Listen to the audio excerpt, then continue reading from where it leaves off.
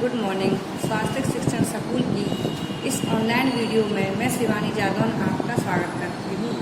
आज हम पढ़ेंगे कक्षा 5 विषय हिंदी की टेक्स्ट बुक पाठ 5 ऐनक। ऐनक जैसे कि नाम से पता चलता है चश्मा। इसके लेखक हैं बेढप बनारसी, 1800 जिनका जन्म 1895 में और मृत्यु 1995 ईस्वी में। 20वीं सदी का गहना, पढ़े लिखों का खुला सर्टिफिकेट, शिक्षा प्राप्त स्त्रियों का अंगवारू श्रृंगार, कम पढ़े लिखों के रोग का साधन, रईसों के आवश्यक रोग की दवा और दुकानदारों के 60% मुनाफे की सामग्री ऐनक का प्रयोग भारत में बड़ी तेजी से फैल रहा था। इसमें लेखक कहता है कि पढ़े लिखे लोगों के पास चश्मा ज़्यादातर देखने को, ऐनक ज़्यादातर देखने को मिलता था और जो कम पढ़े लिखे लोग होते थे वो अपना रौब जमाने के लिए इसको अपना साधन मानते थे।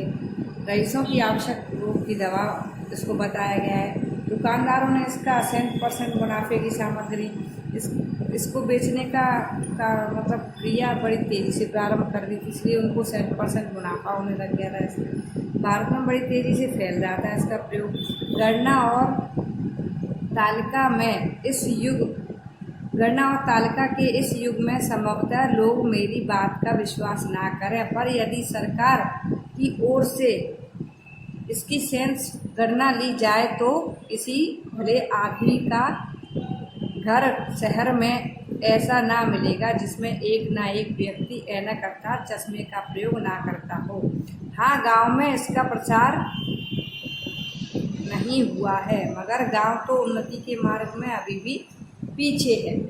अर्थात लेखक बोलता है शहर में ऐनक का प्रयोग सर्वाधिक मात्रा में किया जाता है, गांव में अभी इसका प्रयोग उतनी ज़्यादा प्रयोग में नहीं लिया जाता है और इसका इतना प्रसार भी नहीं हुआ है गांव में। और गांव अभी इतनी उन्नति भी नहीं किया है कि चश्मे का प्रयोग वहाँ पे आया हो। व्यक्तिगत बड़प्पन के 3 साधन हैं: कलाई घड़ी, फाउंटेन पेन तथा आँखों पर ऐनक। जिसके पास तीनों हैं वह फर्स्ट क्लास, जिसके पास 2 वह सेकंड क्लास और इनमें से एक वस्तु जिसके पास वह थर्ड क्लास आदमी समझा गया है। अर्थात लेखक बोलता है कि जिसके पास ये तीनों वस्तुएं पाई जाती थी तो उसको तो फर्स्ट क्लास बोलते थे, जिसके पास 2 वह सेकंड क्लास और जिसके पास एक वस्तु इनमें से होती थी उसे थर्ड क्लास समझा गया है। इनमें भी कई शाखाएं हैं, पर उनकी बारीकी में मैं पाठकों को ले चलना नहीं चाहता। फिर आप पूछेंगे कि जिसके पास तीनों नहीं वह किस क्लास में है। सभ्य समाज उसे मनुष्य ही नहीं मानेगा, क्लास की कौन कहे। लेखक कहता है कि जिसके पास ये तीनों वस्तुएं नहीं है, अगर मैं उसके बारे में बात करूँगा तो बहुत सभ्य समाज उसे किसी भी क्लास का नहीं मानेगा। यही कारण है कि शहर के लोग गांव में रहने वालों की गणना मनुष्य में अभी नहीं करते। जिस दिन गांव में भी रिस्ट वॉच लगाकर हरवाहे खेत जोतेंगे अथवा चश्मा लगाकर घसियारिन यह देखकर कि कौन घास अच्छी है घास काटने लगेगी और पटवारी लोग नरकुल की कलम छोड़कर पारकर फाउंटेन पेन से गांव के काश्तकारों और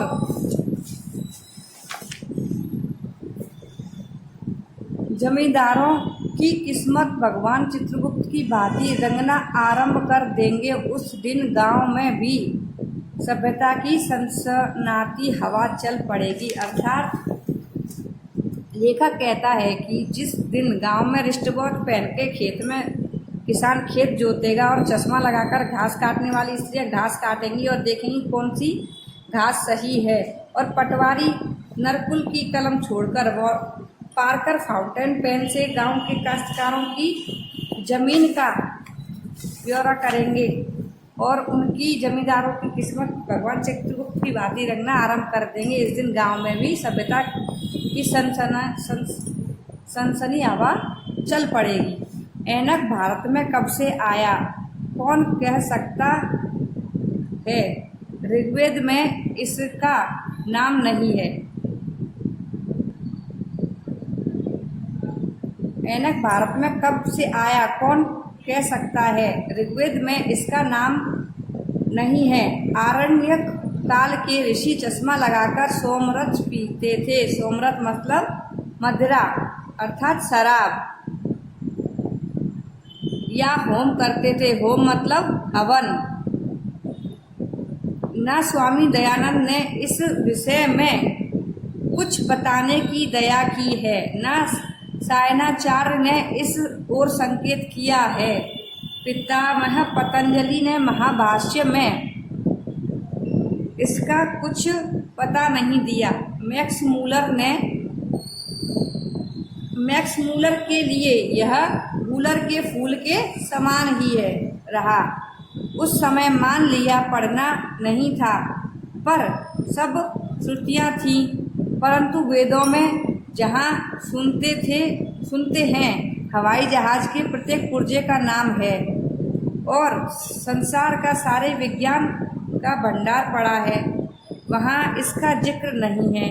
यह मैं मान नहीं सकता। शायद इस ओर किसी का ध्यान ही नहीं गया या आया। लेखक कहता है कि उस समय में जब विमान के बारे में, उसके सब अंग पुर्जों के बारे में सब जानकारी दी गई है, तो मैं यह नहीं मान सकता हूँ कि ये चश्मे या ऐनक के बारे में कोई जानकारी नहीं दी गई होगी। हिंदी साहित्य में तुलसीदास ने ऐनक नहीं इस्तेमाल किया। अभिप्राय यह है कि इस शब्द का उपयोग नहीं किया गया। हाँ, हिंदी के विख्याता कवि बिहारी लाल ने, जिसे मिस्र बंधुओं ने कान्या की उपाधि से विभूषित किया, विभूषित मतलब सम्मानित किया, इस शब्द का प्रयोग एक दोहे में किया है। दोहा है, उन्होंने इस शब्द का प्रयोग एक दोहे में किया था। दिए लोभ चश्मा छखन लघु पुनि बड़ो दिखाए, मतलब उसको लोभ देते हैं चश्मे दिखाकर, लघु पुनि बड़ो दिखाए मतलब उसको चश्मा दिखाकर लोभ दिया जाता है कि वो यह काम करे, या कुछ उससे काम करवाने के लिए उसको लालच दिया जाता है। मालूम पड़ता है उस समय भारतवासियों ने चश्मा लगाना आरंभ कर दिया था। दूसरे शब्दों में सभ्यता सूर्य की किरणों का प्रकाश देश में आरंभ हो चुका था। जिस प्रकार सभ्यता के ओर चिन्ह है, उसी प्रकार एक ऐनक भी। शायद उस संग में ऐनक सबसे महत्वपूर्ण है। मोटर बिना मनुष्य काम चला सकता है, कुछ हुआ तो पैदल चल सकता है, घड़ी ना हो तो धूप से समय की सूचना मिल सकती है, टाइपराइटर ना हो तो दूसरे से लिखा लीजिए, परंतु चश्मा नहीं तो दूसरे की आंख से आप देख नहीं सकते और दूसरे के देखने में मजा भी तो नहीं। अर्थात लेखक का कहना है कि अगर अपने पास कोई दूसरी वस्तु नहीं होती है तो अपन एक बार को काम चला सकते हैं, लेकिन अगर चश्मा नहीं होगा तो अपन दूसरी की आंखों से कैसे देखेंगे। उसी प्रकार वो यह भी बोलता है, पैदल अगर अपने पास बाइक नहीं है, मोटर बाइक, साइकिल नहीं है तो अपन पैदल भी चल सकते हैं। घड़ी नहीं है तो धूप के सहारे से अपने टाइम समय का पता लगा सकते हैं, परंतु चश्मा नहीं होगा तो हम दूसरे की आंखों से नहीं देख सकेंगे। ऐनक से कितना लाभ है, बहुत बड़ी सूची कहाँ तक गणना कीजिएगा। आँख में कोई धूल झोंकना चाहे तो आपकी ऐनक रक्षा करेगा। दूर की चीज देखना हो तो ऐनक दिखा देगा, अर्थात वह अपना दूरदर्शी बना। आंखें उड़ना चाहे तो यह ढाल का काम देगा, आंखें उठना चाहे तो यह न उठने देगा। ठीक प्रयोग हो तो आंखों को बैठने भी न देगा। आंख आने वाले हो तो यह आने न देगा, और यदि आंख जाने वाली हो तो यह रोक देगा। आप कहीं आंख चुराना चाहें तो चश्मे के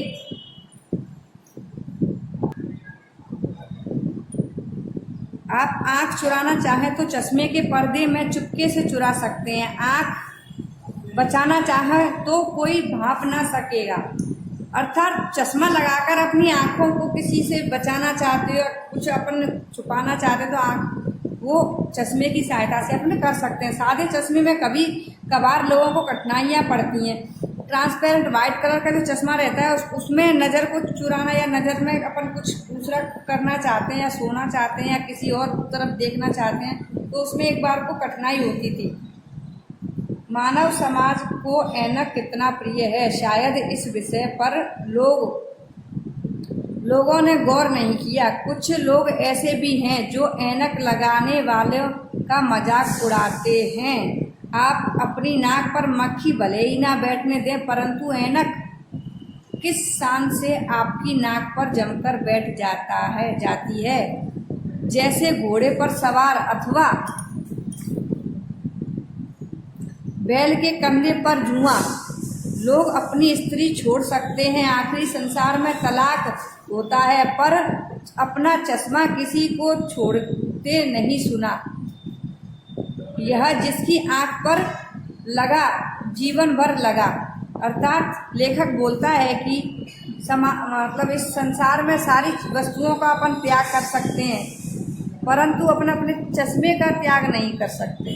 चश्मे के बिना वह देख ही नहीं सकेगा, तो उसको सबसे ज़्यादा आवश्यकता चश्मे की होती है।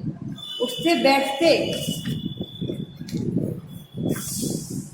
लिखते पढ़ते, सोते जागते ऐनक चिरसंगिनी बन जाता है। चिरसंगिनी मतलब आगे आजीवन हमेशा साथ रहने वाला बन जाता है। मैं ठीक नहीं कह सकता, परंतु मैंने सुना है जिन्हें चश्मा लगाने का अभ्यास पड़ गया वह जब बिना चश्मे के सो जाते हैं तो उन्हें सपना भी साफ नहीं दिखाई देता।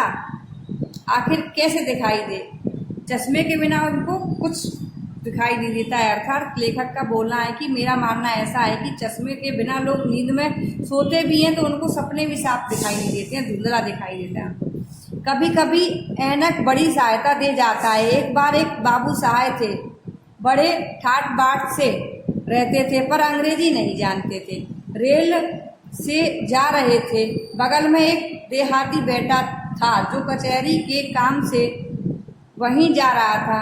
उसने अपने बस्ते में से एक कागज जो किसी जज का फैसला था निकालकर बाबू साहब को दिया और कहा, इसमें क्या लिखा है जरा पढ़ दीजिए।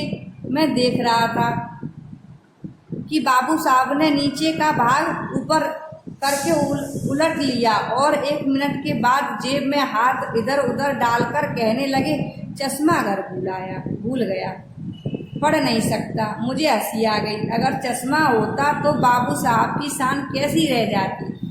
तात्पर्य यह है कि अगर आप कुछ पढ़ना लिखना या कुछ पढ़ना इंग्लिश, जैसे वो बाबू साहब थे वो इंग्लिश पढ़ना नहीं जानते थे, परंतु फिर भी उन्होंने चश्मे ऐनक की सहायता की वजह से बोल दिया कि ऐनक होता तो मैं पढ़ लेता। मैं ऐनक ही घर पर छोड़ के आ गया हूँ तो मैं कैसे पढ़ूंगा। यदि आप अध्यापक हैं, पढ़ाते पढ़ाते कुछ भूल गए हैं या किसी छात्र ने कुछ पूछ लिया, आपको तुरंत नहीं आता तो झट चश्मा उतार कर उसे पहुँचने लग गए और इसी बीच आप उत्तर सोच सकते हैं या कोई बहाना निकालकर। आपकी कमजोरी कोई भाप नहीं सकता। व्याख्याताओं के तो बड़े ही काम की यह चीज। कहा कुछ भूले, जरा चश्मा उतारा, जेब से रुमाल निकाला, श्रोताओं की ओर मुंह निगाह फेरी, चश्मा लगाया और फिर भाषण किया। इस सब कारणों से आजकल यह बहुत ही उपयोगी वस्तु हो गई है। आश्चर्य तो यह है कि अभी तक सारा भारत चश्मेबाज क्यों नहीं हो गया। ऐनक से एक और लाभ है, हमारे पास कोई ऐसा वस्त्र पहरावा नहीं है जो सारे राष्ट्र के लिए एक हो। कोई कोट पहनता है, कोई अचकन, कोई चपकन, कोई धोती, कोई लंगोटी, कोई सूट तो कोई कुछ। पगड़ियों और टोपियों में भी भेद है। गांधी टोपी भी सब लोग नहीं पहनते। कोई वस्तु ही नहीं जिसे सब लोग अपना लें। ऐनक ही एक ऐसी चीज मालूम होती है जिसे अमीर गरीब, मजदूर मालिक, स्त्री पुरुष, हिंदू मुसलमान, बौद्ध जैन सब लगा सकते हैं। पुरुषों में बालक, युवा, वृद्ध, स्त्री शौक से लगा सकते हैं। स्त्रियों में मुग्धा, मध्या, प्रौढ़ और सभी के मुख पर खिल सकता है। सिया सुनी बहामी बिना झगड़े के पहन सकते हैं। मंदिर और मस्जिद, गिरजा और आर्य समाज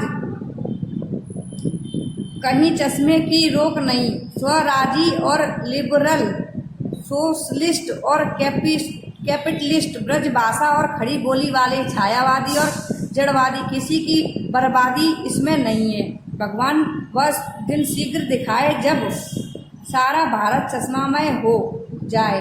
तब देखिए कितनी जल्दी राष्ट्रीय एकता के भाव फैलते हैं, जब सब एक दूसरे को शीशे की आंख से देखने लगेंगे। अर्थात लेखक कहता है कि सभी लोग भिन्न भिन्न प्रकार के वस्त्र धारण करते हैं, भिन्न भिन्न प्रकार की जातियां हैं जो अलग अलग तरह के वस्त्र, अपना पहनावा धारण करते हैं। हिंदू, मुस्लिम, स्त्रियां हैं, बच्चे हैं, सब अलग अलग कपड़े पहनते हैं। लेकिन एक ऐनक ही ऐसी चीज़ है जो सब में सामान्य देखने को मिल जाएगा।